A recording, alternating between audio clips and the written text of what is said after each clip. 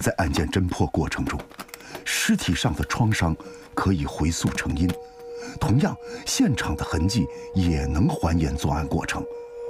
古代官员在勘察现场时忽略了一个细节，但这恰恰是现代办案人员还原案发现场经过的关键线索。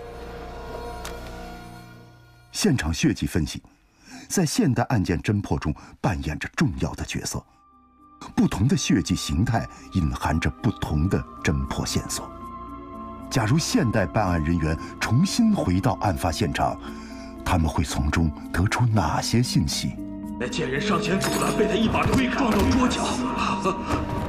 撞击致死属于一次性创伤，在桌角不会留下大量血迹。如果桌角上存在大量血迹，则应考虑是反复撞击形成，这种血迹有伪造的嫌疑。如果桌角的血迹是伪造形成，那么受害人真正的遇害地点在哪里？有一种血迹可以准确定位遇害的位置。活动人体的动脉血管受外力伤害破裂，强大的压力促使血液瞬间喷出，形成喷溅状的血迹。根据之前的推断，女性死者应该是在睡梦中被活生生斩首，这样在床围上就会形成喷溅状血迹，而找到喷射的源头，就找到了行凶的位置。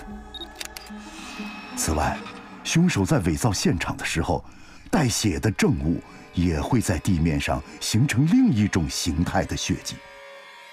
血液在运动状态下滴落，会形成带毛刺的血迹，毛刺所指的方向就是运动的方向。